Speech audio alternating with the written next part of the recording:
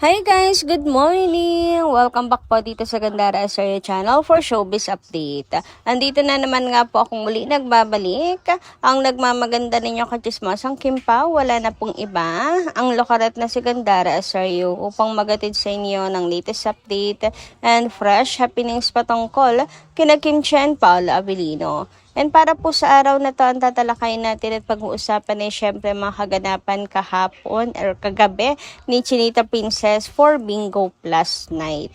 Pero bago po ang lahat, sa mga di pa nakaka-subscribe sa ating channel, maaari lamang na pindutin po ninyo ang subscribe button at notification bell na nariyan sa baba upang kayo po'y maging updated at ma-notify tuwing may bago tayong chika at balita hinggil sa Kim Pao. Basta mga balita na may kinalaman kina Kim Chiu and Paolo Abilino, sagot na po natin yan. And next din po pala nating mag-thank you sa ating mga subscribers po na nakatutok araw-araw sa atin pong mga update. And narito nga napili kong basahin para sa umaga pong ito. Yan yung i-shoutout ko kayo, Madam Lelibet Lim and Ma'am Violeta Bondok. Shoutout po. Sabi nila rito, kahit anong mangyari, Kim, nandito lang kami at handa kang ipaglaban sa mga inggit at bayarang mga bashers. Love you, Kim Pao. Enjoy. Love each other every day. Take care and God bless you both always. Ayan, napakaganda komento mula po kay Madam Lelibet Lim. Para talaga po sa ikabubuti ng Kim Pao. Magmahalan lang sila araw-araw, ingatan ng isa't isa, and may God always be with them and bless them always, forever. Hoy! Anyway, sabi naman ni Ma'am Violeta, tama lang ang comment niya. Karapatan niya yun. Milyon ang tax ni Kim. Biro mo, nagtatago siya sa sinusweldohan pa. Si Bato, hindi naman pumapasok. Grabe, no? Ang dami na talagang mga nakikisaw-saw sa issue na to, mga ka-KP. Pero ibaw na lang po natin sila sa limot, mga ka-Kim Pao. Kasi nga, hindi naman siya makakatulong sa atin, makakatulong kay Kim sa mental health ni Kimi. I mean, wag na rin tayo makisali, mga Kim Pao, dito sa mga pangbabatikos kay Kim Chiu. Yan na po natin sila na ipagtanggol na natin si Kim, and that is enough. And I think naman yung lakas mismo at power mismo ni Chinita Princess individual, enough na po yun para mapatumbat, mapatahimik sila, mga ka-KP. Ayan na naman, may magko-comment na naman. Sasabihin na naman na napatumba ang DDS. Hindi ganon na mga ka-Kim Pao ang ibig nating sabihin.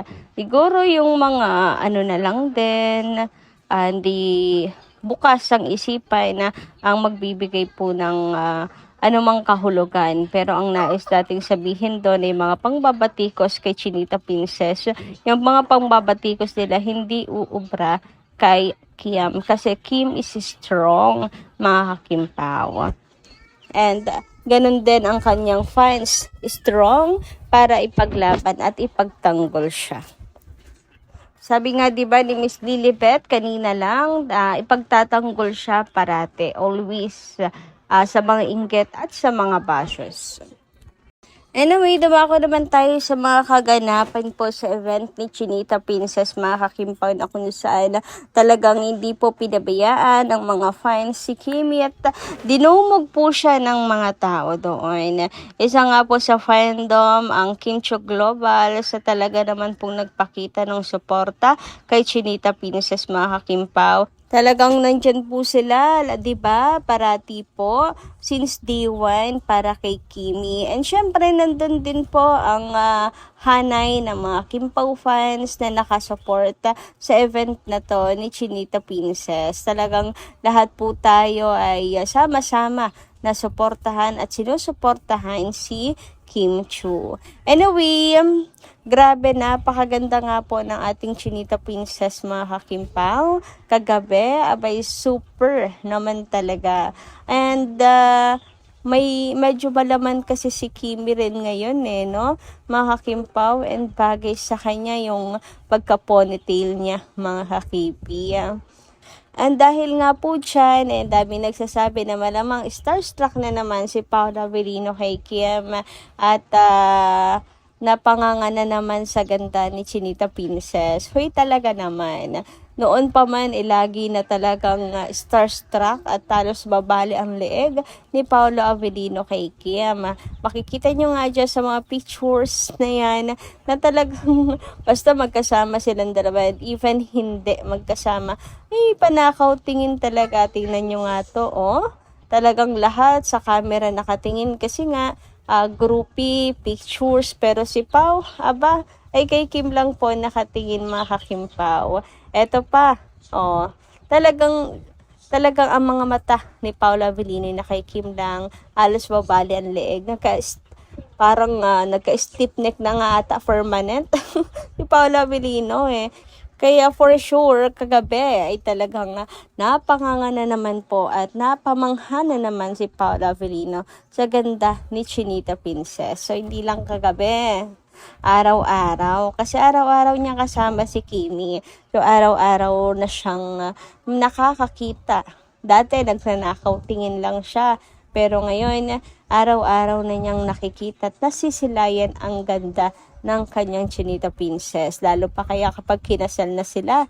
'Di ba? Kung dati nakatingin lang, pagkasal na sila, pagmulat pa lang ng kanyang mga mata, isang magandang babae na kanyang makikita agad-agad nabubungad sa kanya. Hoy, pampagana ng araw.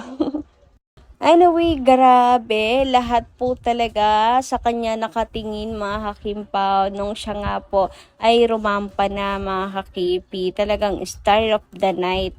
Talagang mapapalingon at mapapawaw ka kay Chinita Princess. Grabe yung kutis, pakaganda. Kahit nakatalikod, super ganda. Super sexy, mga kakipi. Wala akong masabi. Nakagandahan talaga nito si Chinita Princess. Star of the night nga, mga kakimpaw. Abay talaga namang lahat ng mga camera talagang sa kanya po nakatutok ang mga mata. Yung iba nga hindi na makapag-picture din. To be honest, nakatitig na lamang po sa kanya. Mga distracted, mga kakimpaw. And sa sobrang ganda nga po ni Kimi, hindi po maiwasan na mai-compare po siya sa Blackpink na si Jennie. Kung saan kinabog nga daw po at natalbogan ni Kimi si Blackpink Jennie sa sobrang ganda ni Chinita Princess. Halos same lang din po kasi sila ng style sa dress, at the same time yung hairstyle, mga kakimpaw. Yung may paganon pa sa harapan, mga kakipi. Ayun, dito tuloy maiwasan na ma-compare po siya. Nalala ko na naman yung nabasa ko na mapagkakamalan mo si Kim na Korean actress sa liit ng mukha, sa sobrang ganda. And eto na nga, na-compare na po sa isang Korean idol, mga kakimpaw. Pero wala naman dapat na ipag-compare kasi idol po rin yan ni Chinita Princess. Hindi ako nagkakamali. Lagi pong ginagaya ni Kim ang kanya pong mga yung mga OOTD niya, inspired lagi kay Blackpink Jennie. Super fan po talaga siya nito. Kaya hindi po tayo dapat magkalat ng hate, mga kakimpaw. Baka nga, ito nga pong OOTD ni Kim or style niya ay inspired again kay Blackpink Jennie. And they are both pretty, mga kakimpaw. And for sure, hindi rin po magugustuhan ni Kim if ever na meron pong magto-throw ng hate, mga kakimpaw. Pero yung tawag dito, compliment, like super pretty ni Kim, like kagaya ni Jennie, ay super ma-appreciate ni Chinita Princess yan, mga kakimpaw, kasi super idol niya yan. Anyway, sabi nga dito, sorry Jennie, I love you, but Kim Cho kinda nailed this look better. Just kidding, not kidding. Hope the rabies blinks, don't come for me. This is just my opinion, that's all. Wala namang masama ako nakikita sa post na to, mga kakimpaw. Talagang nagbigay lang siya ng kanyang opinion. And yun yung para sa kanya, mas na-nailed ni Kimi yung look nito ng much better, mga kakimpaw. Pero she loves Jenny daw, mga ka-KP.